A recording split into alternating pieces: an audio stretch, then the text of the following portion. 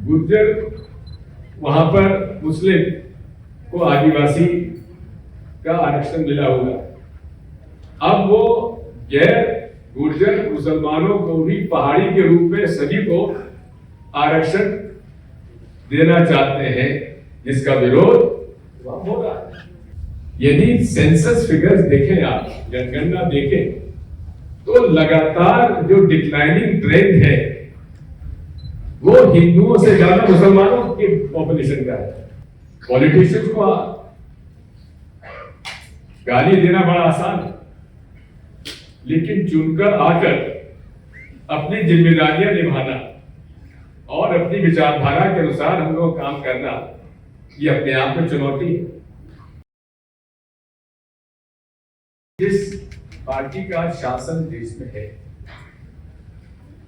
उसका मूल जो विचार है वो 1925 से लेकर आज तक उसमें कहीं परिवर्तन का कहीं लक्षण नजर नहीं आया। जो शुरू से इस बात को कह रहे हैं कि एक समूह यहां ऐसा है जिसको यहां से रहने का अधिकार नहीं, जिसको कि भारतीय संविधान से पर ही भरोसा नहीं, और जिसने अपने पूरे लगभग आज 100 साल होने आए, अपने पूरे समय में उन्होंने अपना मुखौटा जरूर ओढ़ के रखा, लेकिन चेहरे में, विचारों में कहीं उसका कोई परिवर्तन कहीं नजर नहीं आया। आज उस विचारधारा का व्यक्ति इस देश का प्रथम सेवक अपने आप को कहता है, और जो कुछ हो रहा है वो हमारे लिए कोई आश्चर्य की बात नहीं, मेरे लिए तो नहीं, तो मैं इन लोगों को जानता हूं। मैं उन क्षेत्र से आता हूं जहां इन लोगों ने, जिसको अपनी नर्सरी कहते हैं, उस इलाके से मैं आता हूं। ये विकास की बात करेंगे, हर तरह की बात करेंगे, लेकिन वो केवल देश को और इस लोकतंत्रीय ढांचे को जितना कमजोर कर सकते हैं करने का पूरा प्रयास करेंगे।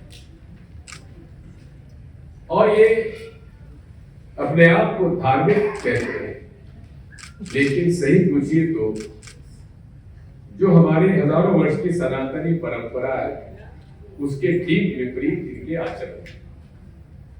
आपने अपने प्रस्ताव में वासुदेव कुटुंबकम का उल्लेख किया है। ये वो देश है जहां हजारों साल से हम लोगों ने पूरे विश्व को एक कुटुंब के रूप में देखा है, और वही तो भारतीय संविधान का मूल आधार है। हम सब एक हैं, और उसमें आज जो कुछ हुआ है, और 2014 से लेकर आज तक जो भारतीय सुरक्षा, आंतरिक और बाहरी सुरक्षा के लिए जो कुछ खतरा हुआ है वो हमारे सामने है।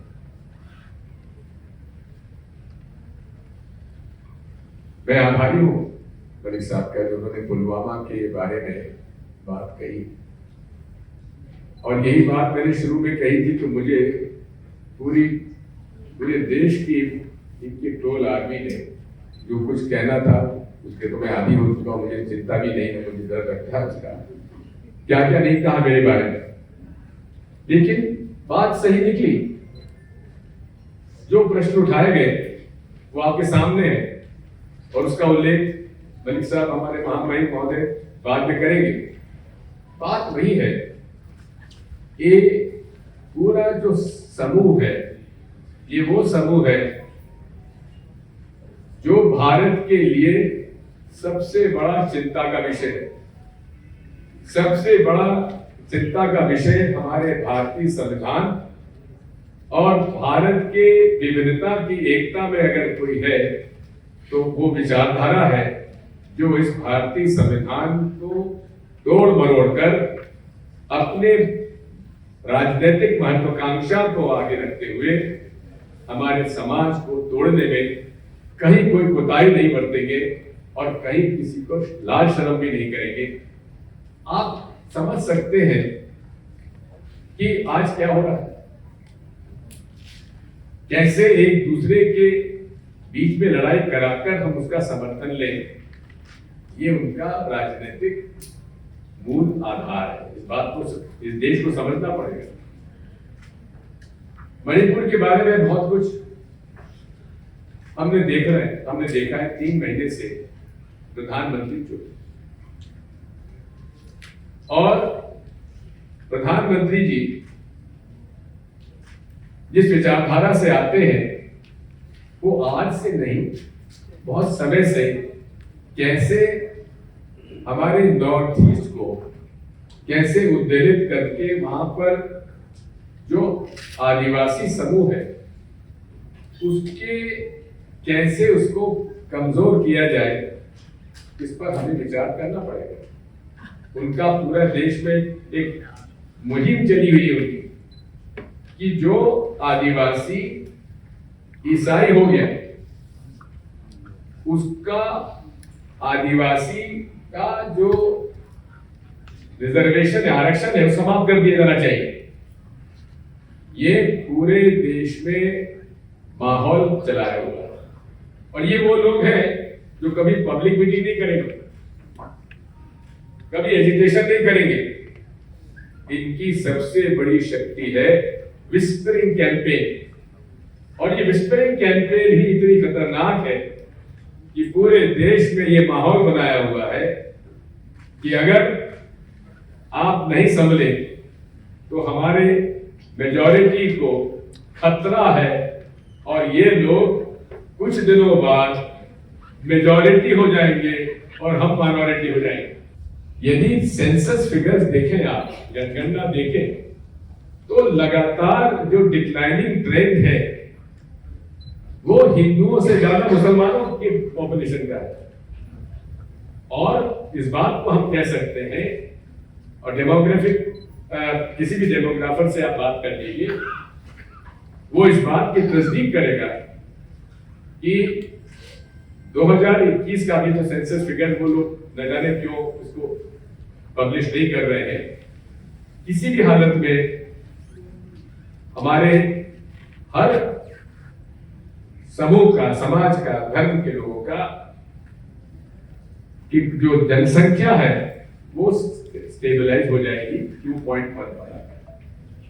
मैं आपसे इतना कहना चाहता हूं कि यही नहीं रुके हैं अभी। इन्होंने अपनी राजनीतिक महत्वाकांक्षा को लेकर महामहिम महोदय पूंछ में भी चालू कर दिया है। वहां पर भी आरक्षण का मुद्दा उन्होंने उठा लिया है कि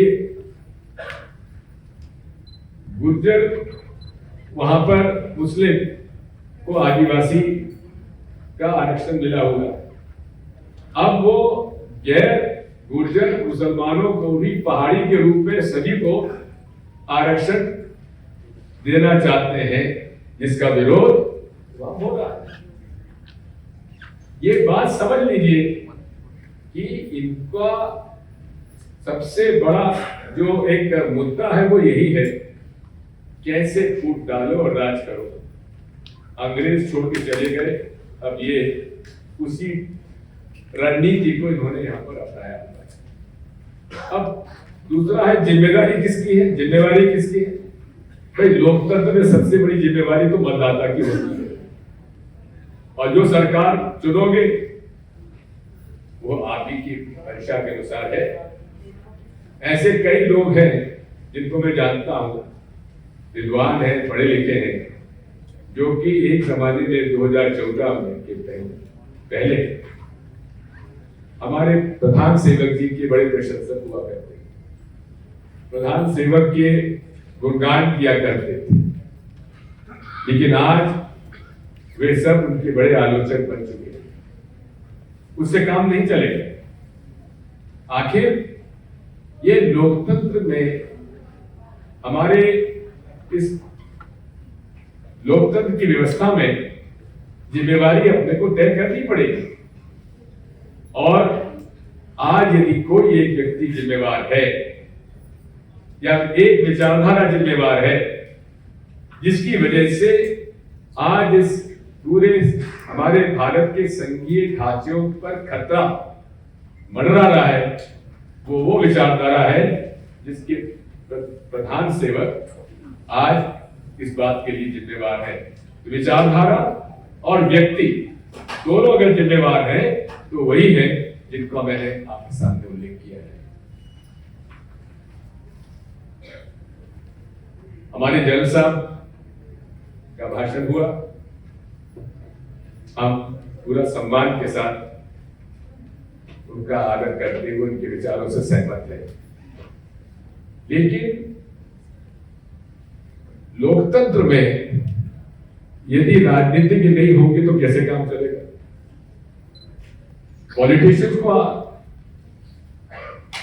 गाली देना बड़ा आसान है, लेकिन चुनकर आकर अपनी जिम्मेदारियां निभाना और अपनी विचारधारा के अनुसार हम लोग काम करना, ये अपने आप में चुनौती है। मैं हमारी बहन, आपने जिस भावुकता से अपनी इस भारत की जो सोशल इविल्स को भी साथ रखते हुए आपने जिस बहादुरी से जो भाषण दिया है, आपको मैं प्रणाम करता हूं, सलाम, बहुत बहुत बधाई है। यही भारत है।